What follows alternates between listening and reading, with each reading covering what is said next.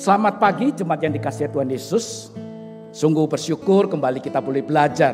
Setelah seminggu kita disibukkan dengan segala aktivitas kita di dalam dunia usaha kita. Dunia di mana kita mungkin mengajar dan beberapa dosen di tempat ini. Di mana kita kemudian mungkin melayani sebagai ibu rumah tangga. Kita kembali di sini untuk diisi, diperlengkapi, untuk terjun lagi kembali ke marketplace kita. Saudara yang kasih Tuhan Yesus, kita akan belajar dengan tema keluarga yang bermisi. Coca-Cola didirikan itu tahun 1886. Tahukah Anda 97% orang di dunia pernah mendengar Coca-Cola? 72% penduduk di dunia pernah melihat kemasan Coca-Cola dengan berbagai bentuk. Zaman dulu bentuknya seperti itu ya. 51% penduduk dunia pernah mencicipi rasa Coca-Cola. Saya yakin tidak mungkin tidak di tempat ini. Saudara, jika tanda petik misi itu diumpamakan sebagai Coca-Cola, saudara pernah membayangkan apa yang terjadi? Saya tahu Coca-Cola mungkin iklannya cukup besar, dibuang untuk iklan. Tapi saya juga tahu misi, juga uang misi itu begitu besar. Seandainya kita bisa membayangkan jikalau misi itu identik dengan Injil, alangkah dahsyatnya kecepatan Injil itu bisa bukan hanya didengar, tetapi dirasakan, dicicipi oleh orang-orang di dunia ini.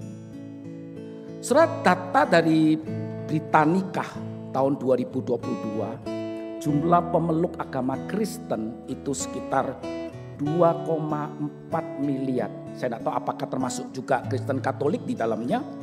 Dengan populasi kalau dilihat dari tahun 2021, kalau kita lihat tahun sekarang mungkin sekitar 8 miliar. Waktu 2021 data itu 7,88 miliar manusia. Belum ada 50% orang sudah mengenal Tuhan. Saudara, bagaimana jikalau setiap keluarga Kristen yang kita sadar bahwa kita ini adalah sebuah display. Kalau itu sebuah toko atau sebuah showroom begitu. Kita ini display daripada kerajaan Allah. So bisa membayangkan kalau kita ini adalah display daripada kerajaan Allah. Dan kita kemudian mempertontonkan, menyatakan, mempertunjukkan siapa Allah kita. Bukankah kita sudah menjadi misioneri bagi Allah? Saudara ingat, keluarga atau setiap anak-anak Tuhan kita itu adalah misionari. Misionari tidak harus jadi penginjil, misionari tidak harus jadi pendeta, misionari tidak harus menjadi seorang yang full time. Tetapi full heart itu penting. Hati yang penuh untuk Tuhan. Saudara, ketika kita disadarkan bahwa kita ini adalah display daripada kerajaan Allah, maka kita diingatkan bahwa kita ini adalah sales-salesnya Injil. Seperti Coca-Cola tadi. Mulut dari mulut muncul, wah Coca-Cola enak dan sebagainya. Saudara, ingat di dalam kita bermisi, kita tidak menunggu sampai kita itu sempurna. Tidak. Kita tidak menunggu sampai keluarga saya sempurna. Istri saya atau suami saya mendukung saya, anak-anak saya mendukung saya. Tidak. Sebab itu dalam nats pembimbing kita di dalam 2 Samuel 7:18 katakan oleh Daud, ya Tuhan sang penguasa, hambamu ini bukan siapa-siapa. Kita ini bukan siapa-siapa. Hambamu ini bukan siapa-siapa, keluargaku juga hanya orang biasa. Tetapi engkau membawa aku sampai sejauh ini. Saudara, kalau kita mengamati seluruh tokoh-tokoh Alkitab, tidak ada satupun yang sempurna. Tidak ada. Tetapi mereka orang-orang yang sederhana, yang mempersiapkan diri mereka, memberi diri mereka apa adanya. Dan Tuhan yang memakai mereka. Sehingga apa? Ketika mereka menjadi hebat, ketika mereka pelayanan mereka berhasil, bukan karena mereka. Tapi karena Tuhan yang memakai mereka yang bukan siapa-siapa, termasuk kita. Terus itu jangan tunggu kita berkata, nanti kalau saya sudah baik, kalau saya sudah saleh, kalau saya sudah ini dan itu. Nah, mengawali untuk menjadi keluarga yang bermisi adalah ketika kita membuka diri kita. memberi diri kita untuk pekerjaan Tuhan. Saudara, pepatah kuno berkata demikian, temukan apa yang dilakukan Tuhan dan bergabunglah dengan Dia. Statement yang mirip dengan katakan orang lain, katakan amati di mana Tuhan itu bekerja dan bergabunglah dengan pekerjaan Dia. Saudara, artinya apa? Itulah yang kemudian dialami dan dirasakan oleh tokoh yang akan kita pelajari di siang hari ini, yaitu Priskila dan Aquila. Mari kita melihat Kisah Para Rasul pasal 18 dari ayat yang pertama hingga ayat yang keempat. Saya akan membacakan dalam Alkitab terjemahan baru versi yang kedua. Ayat pertama. Kemudian Paulus meninggalkan Athena lalu pergi ke Korintus. Di situ ia berjumpa dengan seorang Yahudi bernama Aquila yang berasal dari Pontus dan baru datang dari Italia. Dan dengan Priskila istrinya, karena Kaisar Claudius telah memerintahkan supaya semua orang Yahudi meninggalkan Roma. Karena tuduhan kekacauan yang mereka buat. Sebenarnya bukan kekacauan, tapi karena mungkin mereka takut banyak orang-orang yang kemudian percaya Tuhan Yesus karena pemberitaan Injil mereka. Paulus singgah di rumah mereka. Karena memiliki pekerjaan yang sama, ia tinggal bersama mereka. Mereka bekerja bersama-sama karena mereka sama-sama tukang kemah. Setiap hari Sabat Paulus berbicara dalam rumah ibadat dan berusaha meyakinkan orang-orang Yahudi dan orang-orang Yunani. Kita lihat Roma pasal 16 ayat 3 hingga ayat yang kelima. Berbunyi demikian, sampaikan salam kepada Priskila dan Aquila, teman-teman sekerjaku dalam Kristus Yesus. Mereka telah mempertaruhkan nyawanya untuk hidupku. Mempertaruhkan nyawanya untuk hidupku. Alkitab tidak mencatat dalam peristiwa apa sampai mereka berdua mempertaruhkan nyawa bersama-sama ketika melayani dengan Paulus. Tetapi mereka memberi diri untuk sampai nyawa mereka. Bukan aku saja yang berterima kasih, tetapi juga semua jemaat bukan Yahudi. Salam juga kepada jemaat di rumah mereka. Saudara dikasih Tuhan Yesus, 7 kali nama Aquila Priskila atau Priskila Aquila itu muncul di dalam perjanjian baru. Baik di Kisah Rasul, Roma maupun di Korintus. Namun yang unik dan juga di Timotius, ahli sejarah mengatakan bahwa sangat mungkin kenapa dalam 7 kali kemunculannya 5 kali itu Priskila di depan. Dan bagi orang Yahudi, budaya Yahudi, tidak pernah ada kata-kata istri lebih dulu daripada suami untuk kalau dimunculkan di Alkitab. Kata Ramsay sangat mungkin adalah bahwa Priskila ini keturunan bangsawan, ya, 2 statement muncul, dan suaminya kemungkinan itu adalah keturunan yang lebih rendah atau budak, atau mungkin juga dia sebenarnya suaminya hanya sebagai pegawai pengrajin kulit untuk bikin kemah itu. Sehingga kemudian muncul beberapa kali istrinya terlebih dahulu. Tapi itu gak penting. Yang penting adalah Alkitab mencatat baik itu di Timotius, di Korintus, Roma, bahkan di Kisah Para Rasul selalu muncul 2 nama ini. Tidak pernah Priskila pergi sendiri atau Aquila bersendiri. Mereka berdua bersama-sama selalu dalam pelayanan dimanapun Paulus maupun dengan rekan yang lainnya. Soal artinya apa? Artinya mereka memberi diri mereka berdua bersama-sama melayani. Itu hal yang paling sederhana sebenarnya. Yang so telanjur ya sudah dinikmati saja, dijalani sambil berdoa supaya pasangan kita boleh mendukung kita. Hal yang paling sederhana ketika kasusnya kalian belum menikah. Bagaimana kita menjadi keluarga yang bermisi? Bagaimana kita boleh melayani bersama-sama dengan pasangan kita? Sebelum pacaran, pilihlah pasangan yang betul-betul takut akan Tuhan. Saudara, kenapa kita menikah? Itu harus menjadi pertanyaan dan evaluasi dalam setiap kita yang mau menikah. Kenapa saya mau menikah dengan A, dengan B, atau dengan C misalkan? Kenapa saya kemudian memiliki anak atau tidak memiliki anak? Kenapa saya harus memilih pekerjaan ini dan meninggalkan pekerjaan itu? Atau melepaskan tawaran daripada pekerjaan ini? Semua yang kita kerjakan harus kita evaluasi di dalam pelayanan pekerjaan Tuhan, di dalam kacamata daripada Tuhan. Sehingga melaluinya kita boleh diberkati ketika kita melayani Tuhan. Dalam artian diberkati, dipimpin, disertai bukan secara jasmani saja. Sehingga dalam pemahaman seperti itu kita sadar bahwa awal sebuah keluarga yang bermisi adalah ketika kita memulai sebuah keluarga. Pak, bagaimana kalau saya sudah menikah terlanjur, pasangan saya belum percaya Tuhan Yesus? Oh, bukan berarti kalau gitu saya nggak boleh melayani Tuhan. Enggak juga. Makanya berdoa supaya pasangan kita boleh mengenal. Berdoa, dan berdoa. Doakan. Saya sejak mengenal Tuhan Yesus, saya terus berdoa untuk papa mama saya. Berdoa, bergumul. Itulah bimbingan dari kakak pembina saya waktu itu. Doakan papa mama kalian ya yang belum mengenal Tuhan. Kalau pasangan kita belum mengenal Tuhan, doakan mereka. Supaya suatu hari mereka dipakai oleh Tuhan dan bersama-sama kita melayani Tuhan. Tidak ada sesuatu yang mustahil. Kisah Rasul katakan apa? Ketika satu orang percaya maka seluruh keluarga itu diselamatkan. Dan kita harus mengaminkan itu dalam kehidupan pelayanan kita, dalam pekerjaan Tuhan.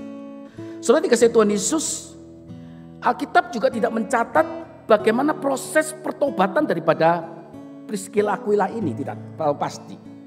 Yang pasti adalah ketika mereka sebelum bertemu dengan Paulus, mereka sudah mengenal Tuhan Yesus, sudah percaya Tuhan Yesus. Bapak Ibu yang dikasihi Tuhan Yesus, ketika mereka bertemu dengan Paulus, Paulus membimbing mereka 1,5 tahun kuliah yang luar biasa terhadap seorang suami istri, terhadap satu pasang suami istri. Sungguh luar biasa. Nanti kalau kita lihat di penjelasan nanti, kita lihat bahwa pembimbingan kuliah yang diajarkan Paulus kepada mereka itu ternyata sangat bermanfaat bagi Priscilla dan Aquila. Saudara kasih Tuhan Yesus, mari mohon anugerah Tuhan untuk kita terus mendoakan keluarga kita. Supaya keluarga kita dipakai untuk memberkati orang, melayani dimanapun Tuhan ingin kita boleh melayani. Supaya apa? Ketika keluarga kita boleh melayani Tuhan dan disupport oleh pasangan kita boleh main dengan sukacita. Tidak sedikit ada beberapa yang saya dengar waktu saya mulai dari melayani, dari mulai kita masih di Papua. Kadang-kadang istrinya aktif, suaminya yang ngomel-ngomel walaupun sudah Kristen tapi gak mendukung. Sudah makan aja di gereja dengan pendetanya. Gitu. Soalnya kalau kita dapat pasangan yang tidak support kita akan lelah. Lelah bukan hanya secara jasmani. Setelah jasmani tidur selesai sudah. Tapi kalau lelah pikiran, lelah jiwa itu akan membuat keluarga kita kemudian berkelahi, bertengkar. Itu tidak baik juga. Nggak jadi teladan, nggak jadi contoh. Ya, pasangannya aktif di satu pelayanan belum tentu harus di gereja. Mungkin pelayanan misi atau lembaga sosial atau seperti panti asuhan tadi, seperti tadi duta kasih anak, duta kasih yang melayani. Saudara, kalau kita tidak disupport, kita akan selalu terjadi pertengkaran di dalam keluarga dan itu tidak sehat. Selain itu bukan hanya terjadi pertengkaran, satu saat kita akan mengalami burnout, putus asa.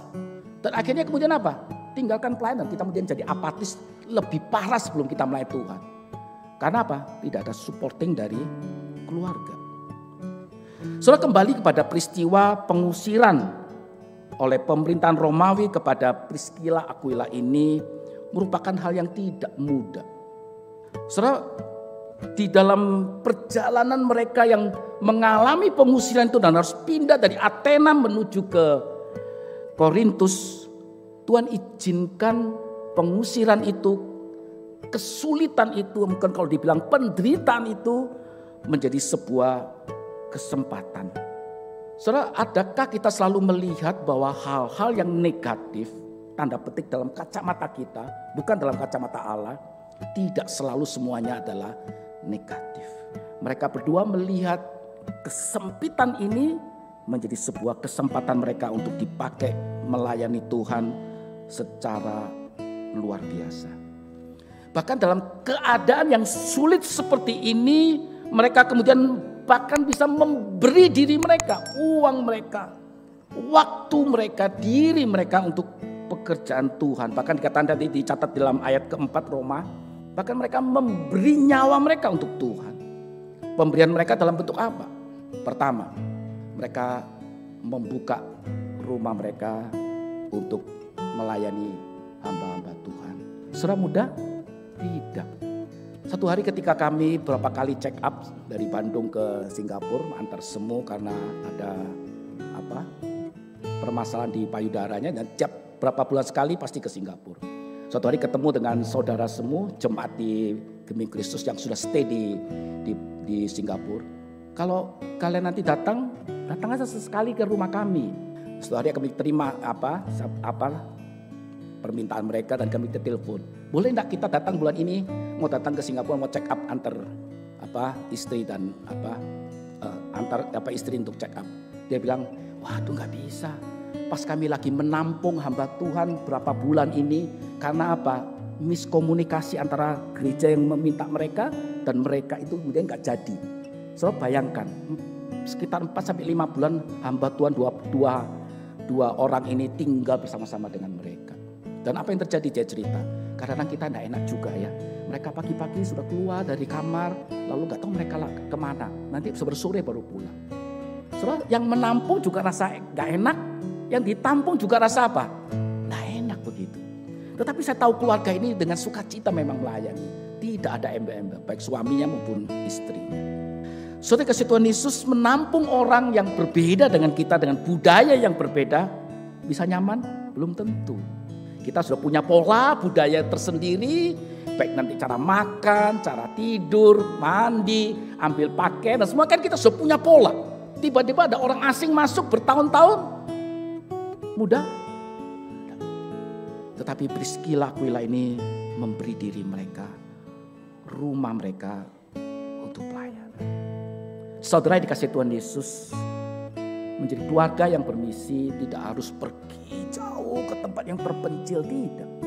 Ketika kita membuka rumah kita untuk pelayanan, membuka rumah kita, dikatakan salam untuk jemaat di rumah daripada Priscilla Aquila. Saudara, kalau rumah kita dipakai ibadah mudah. Waktu kami masih di Bandung, kami sedang merencanakan satu kota di daerah Riau. Itu lebih dekat sebenarnya dengan Jambi daripada dari Pekanbaru. Kami sedang rencana waktu itu mau buka pos PI. Tanya beberapa orang-orang Kristen di situ yang sudah mulai kenal dengan beberapa jemaat Kalam Kudus Pekanbaru. Berani enggak kita mulai ibadah di rumah kalian? Satu pun enggak ada yang berani. Takut apa? Rumahnya dibakar. Karena sudah pengalaman beberapa gereja enggak bisa berdiri karena dibakar. Salah mudah? Tidak. Saya tahu tidak mudah. Tetapi mereka di dalam kondisi politik saat itu yang tidak mudah, mereka memberi diri mereka untuk pekerjaan Tuhan. Saudara, Priscilla Aquila bukan hanya memberi rumah mereka untuk Tuhan, tapi juga mereka melayani melalui profesi. Sangat mungkin katakan oleh satu penafsir bahwa percakapan atau pertemuan pertama kali Paulus dengan mereka tentu pembicaranya bukan tentang Injil. Bukan. Tetapi berbicara mungkin dapat petik basa-basi sampai mereka tahu profesi yang sama, dengan profesi yang sama itu Tuhan mengklikkan mereka sampai kemudian Priscilla Aquila ini terlibat di dalam profesi mereka untuk melayani Tuhan. Satu komentar di dalam tafsiran itu kemudian katakan, kalau kita memberitakan Injil jangan langsung to the point. Mau percaya Tuhan Yesus enggak? Jangan. Kita harus basa-basi keliling kiri kanan dulu. Kayak orang Jawa ya. Kalau ngomong itu enggak langsung tusuk. Kalau kita orang Manado, Ambon, orang Batak itu ngomong langsung to the point. Jadi kalau pelayanan penginjilan kita enggak boleh langsung to the point. Jalin persahabatan dulu, mungkin 1, 2, 3 pertemuan. Baru kita menyampaikan kebenaran firman Tuhan. Saudara, mereka melayani melalui profesi mereka. Apa profesi saudara saat ini? Sudahkah kita memakai profesi kita? Sebagian besar banyak yang jadi dokter, ada yang dosen. Sudahkah kita memakai profesi kita, pengusaha, melalui mulut kita, kesaksian hidup kita? Tak usah ngomong Injil dulu. Keramahan kita, kemudahan-kemudahan yang kita berikan dalam melayani dan melakukan sesuatu, melayani orang-orang yang bertemu dengan kita. Bukankah itu suatu hal yang sangat positif? Mengawali pelayanan atau sebuah pelayanan kepada yang namanya misi. Saya rindu kita boleh bekerja sesuai dengan profesi kita. Seberapa kali saya sudah ngomong di mimbar ini, jadi pendeta itu sempit relasi dengan banyak orang. Tidak mungkin di Manado. Tapi kalau kita di Jawa agak sulit. Beberapa kali kalau saya dalam perjalanan baik itu naik travel dari Bandung ke Jakarta atau sebaliknya atau naik kereta api. Berapa kali saya selalu ngomong, oh saya pendeta. Langsung mereka apa? Tutup pembicaraan. Tidak berani ngomong banyak-banyak. Takut diinjili. Maka kemudian saya mulai merubah. Profesinya apa? Guru. Tidak nipu kan saya. Kan kayak guru Injil. Tapi Injilnya saya nggak sebut. Guru. Enak ngomong. Di mana? Oh, sekolah Kalam Kudus. Kan saya juga waktu itu bantu di Kalam Kudus. Jadi enak ngomong. Tapi kalau pendeta, langsung mereka diam, nggak ngomong lagi. Sepanjang 3 jam perjalanan dari Bandung ke Jakarta itu. Saudara punya profesi.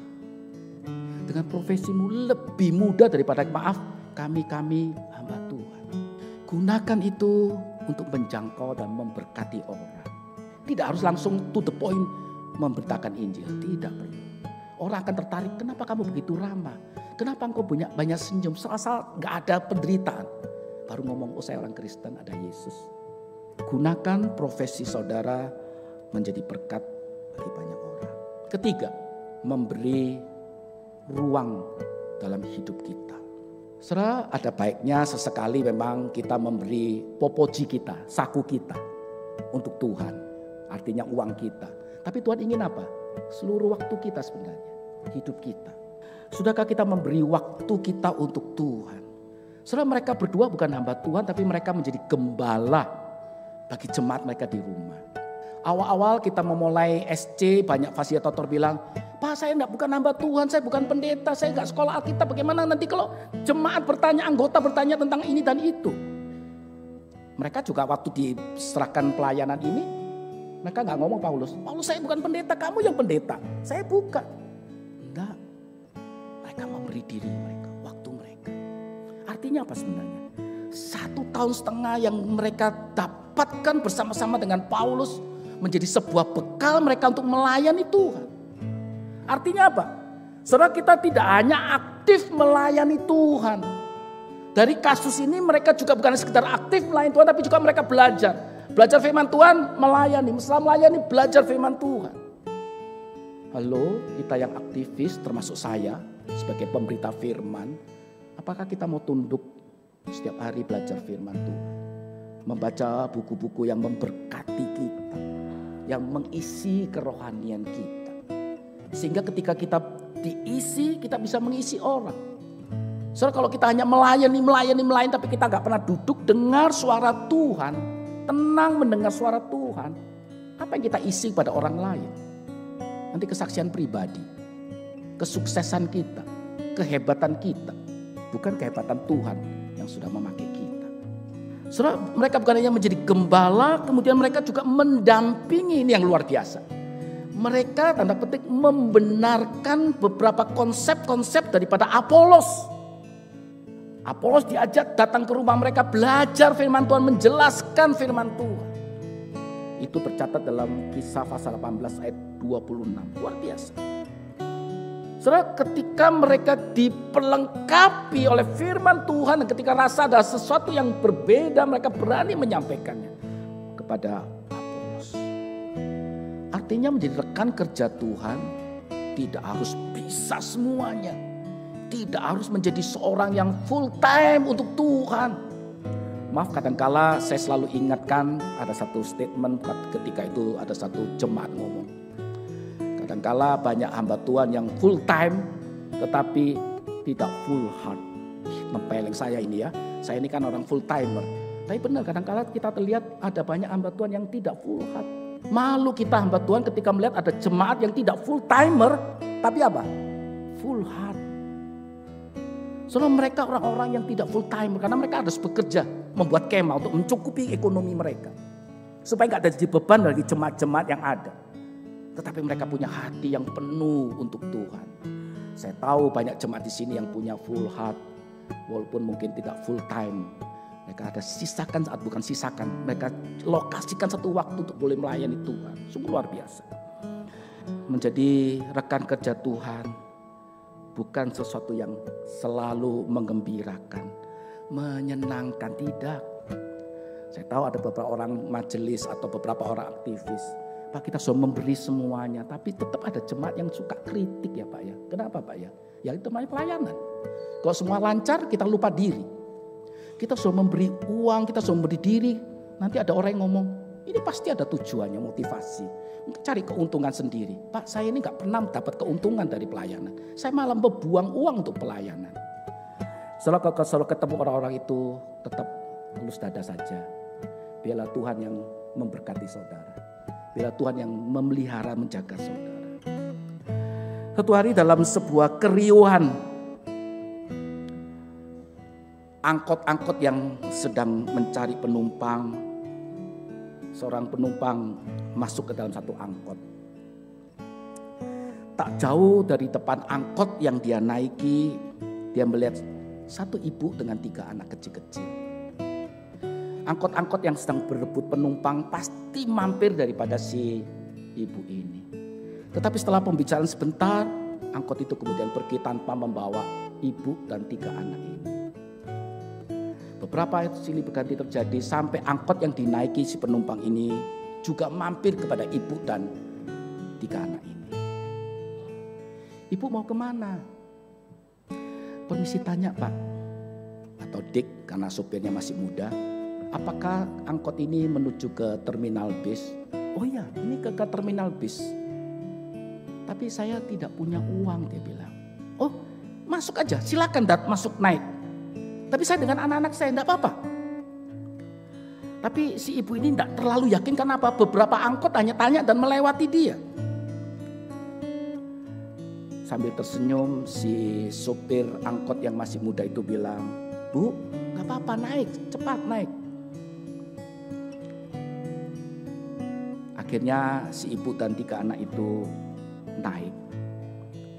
Di saat beberapa angkot sedang mengejar setoran, si sopir ini merelakan 4 bangku yang seharusnya menghasilkan uang itu, dia relakan dengan gratis untuk si ibu dan 3 anaknya. Sampailah mereka di terminal bis, 4 orang penumpang itu turun. Dan ibu itu bilang, terima kasih Dik, terima kasih untuk tumpangannya. Namun setelah ibu dan 3 anak ini turunlah seorang penumpang yang kemudian memberikan uang 25.000 rupiah. Si sopir itu bilang, kelebihan terlalu banyak ini. Dia kembalikan uang yang 20.000. Nah, ini untuk juga orang yang 4 orang yang tadi turun. Saudara, di sini kita melihat ada seorang yang jujur bahwa dia tidak punya uang. Dengan seorang sopir yang baik hati, dilengkapi lagi dengan seorang penumpang yang murah hati. Mereka saling mendukung dalam sebuah tanda petik gerakan. Dalam konteks ini adalah bermurah hati untuk memberi. Saudara, kejujuran seorang ibu ini disikapi positif oleh sang sopir untuk menampung 4 orang ini. Dan kemurahan hati dari seorang supir ini kemudian diresponi oleh seorang penumpang yang dermawan. Saudara, seandainya kegerakan bertolong-tolongan ini terjadi pada jemaat kita, apa yang terjadi? Saya yakin Gemim Kristus Manado lebih besar daripada seperti yang sekarang ada. Bukan hanya kehadiran, tapi pelayanan kita, kegerakan kita dalam pekerjaan Tuhan. Sehingga kita bukan hanya sekedar besar, megah, tinggi gereja kita, tetapi pelayanan kita terjangkau di mana-mana. Gereja kita menjadi terang yang sesungguhnya terang, garam yang sesungguhnya bisa dirasakan dan dicicipi, seperti Coca-Cola tadi. Dirasakan, didengar. Beberapa kali kami pertemuan dengan beberapa pihak. Kalau kita ngomong Gemi Kristus, oh iya, yang gereja itu besar itu ya, agak eksklusif ya. Aduh, kalau agak eksklusif itu jadi agak nggak enak telinga ya.